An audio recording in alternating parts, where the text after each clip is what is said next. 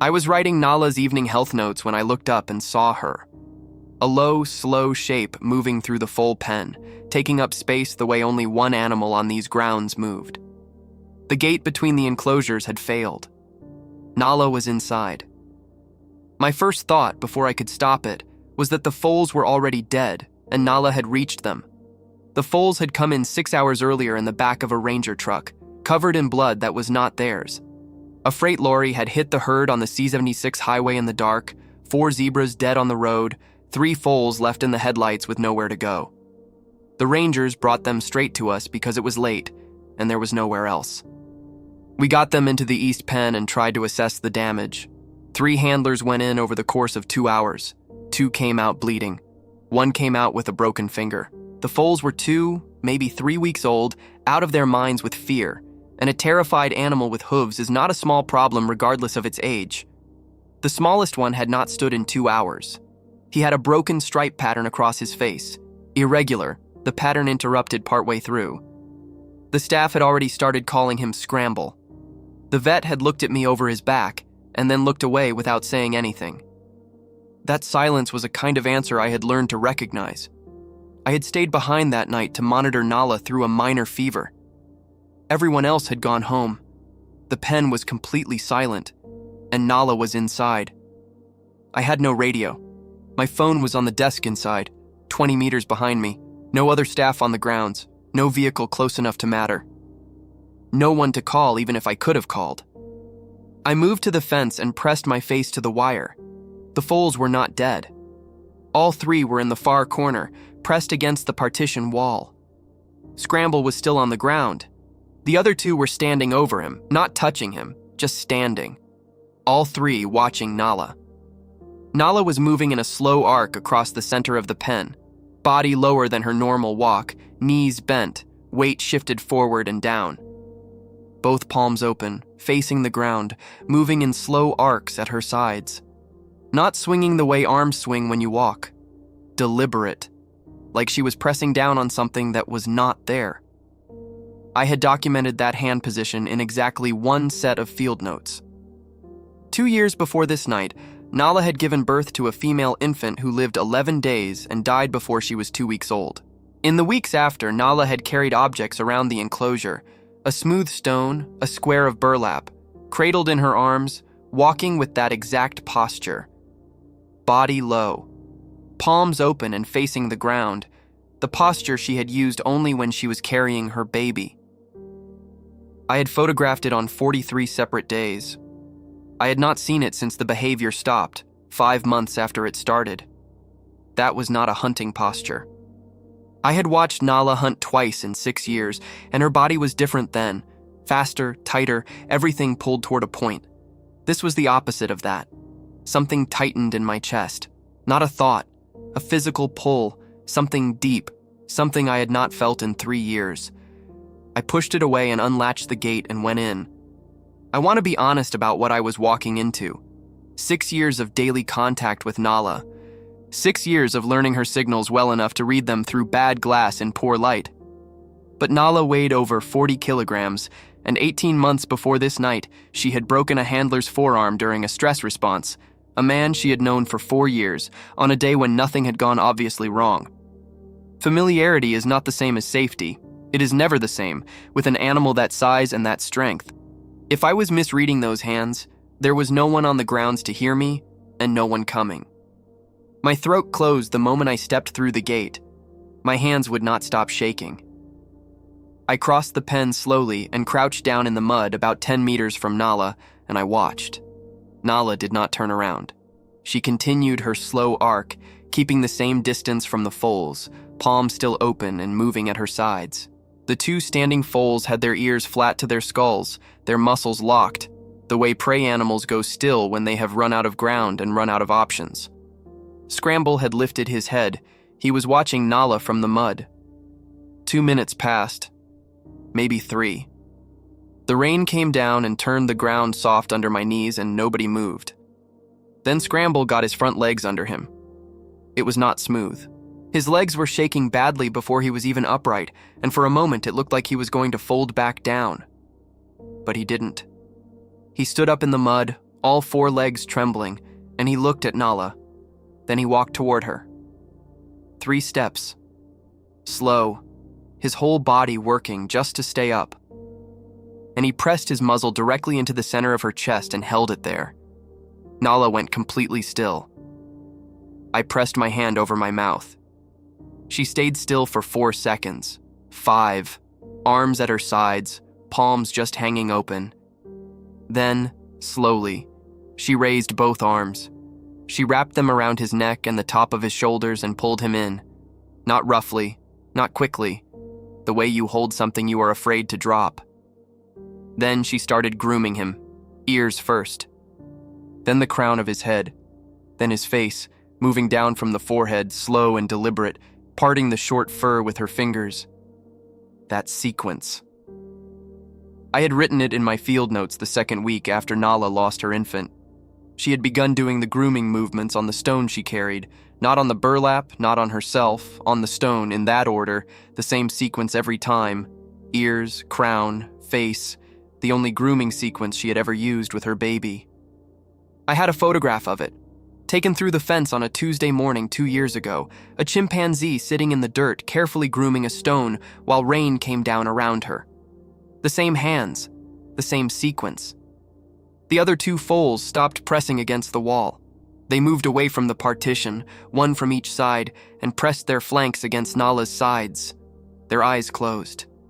I sat in the mud outside the pen and did not know what to call what I was looking at. Nala was not simply calm near the foals. She was not tolerating them. She was mothering them. And the 3 animals that had put 3 handlers in the hospital in a single afternoon were letting a chimpanzee hold them. I made myself look at Scramble's legs. They were still shaking, but they were holding him. I do not know how long I stayed crouched in the mud before I heard the vehicles.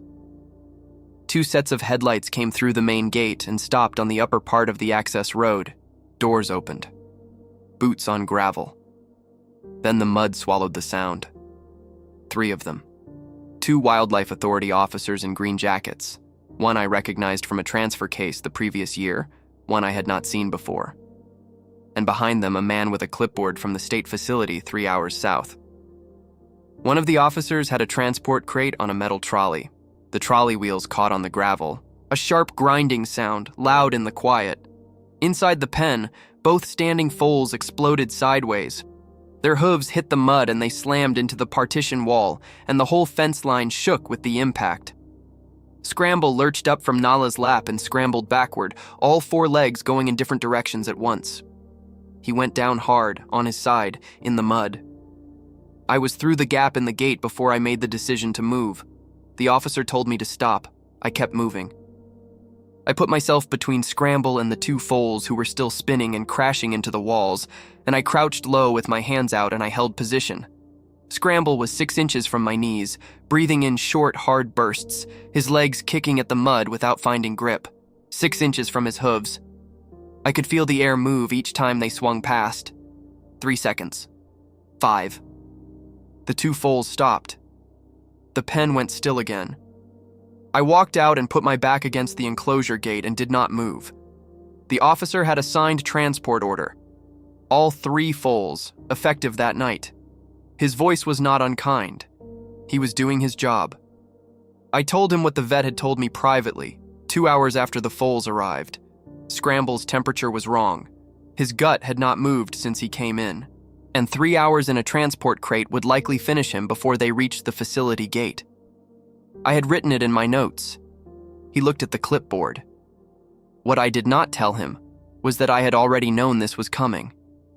3 days before the foals arrived, the director had told me the Kenya Wildlife Service wanted plains zebra orphans routed to the state facility as standard. The sanctuary was not built for herd animals long term. That was true, and I had pushed back anyway, and the director had told me the decision was already made above both of us. The Laikipia corridor had 8 years of road expansion behind it. Larger lorries, faster, through land that was not built for that kind of traffic. The herd that lost their mothers on the C-76 that night was not unusual anymore. Sanctuaries across the plateau were receiving mass orphan events once a month, sometimes twice.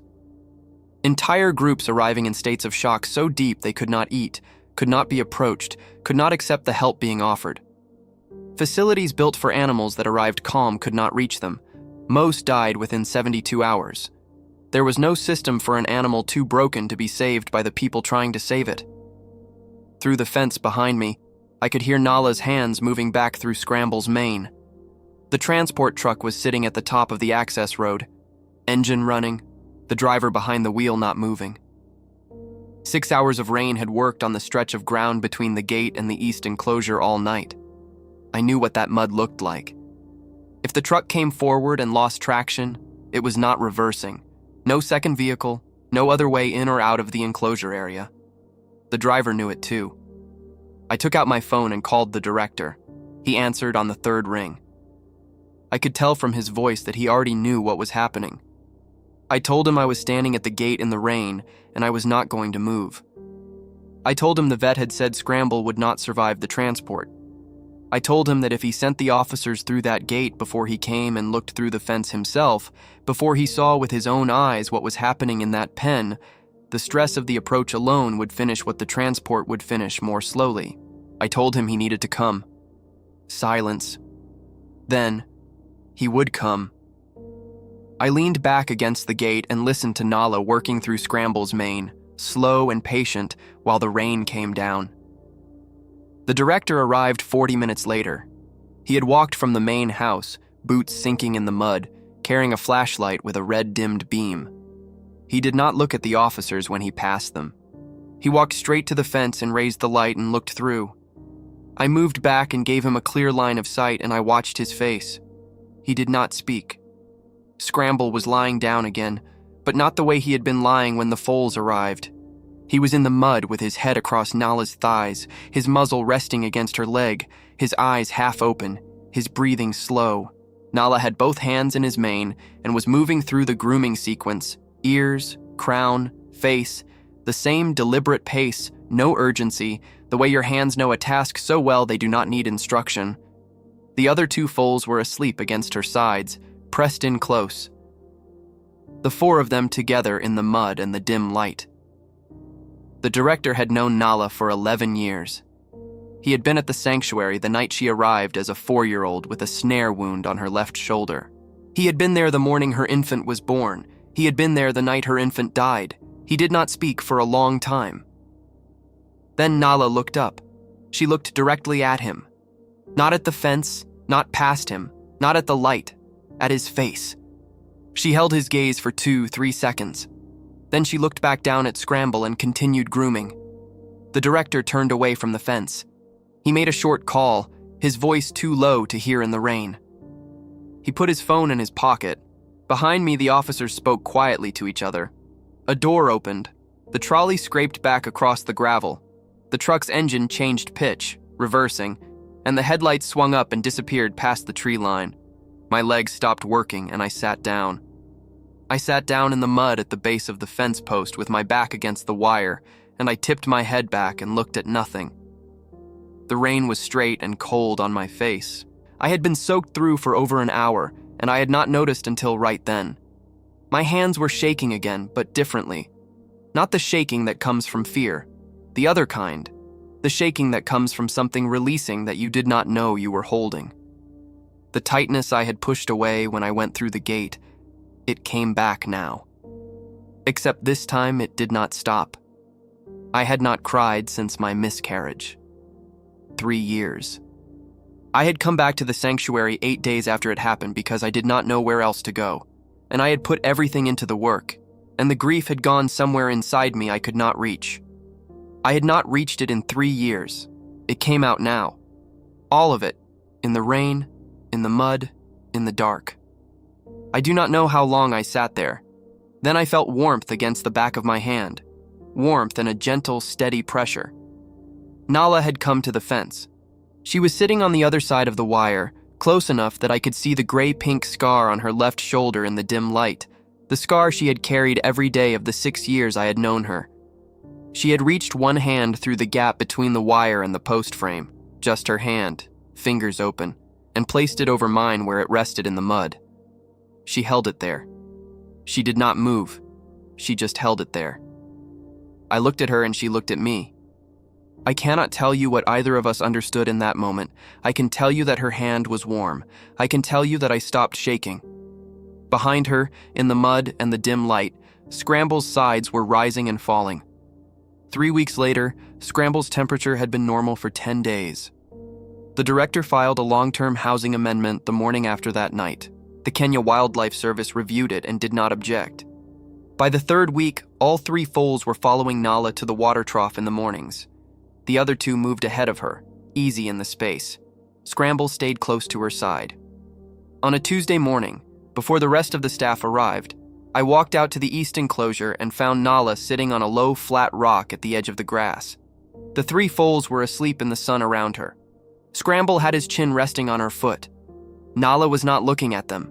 She was looking past the fence line, out toward the acacia trees and the road beyond, the road the truck had come from. I watched her for a long time. I did not know what she was looking for, but I have not seen her carry anything since that night.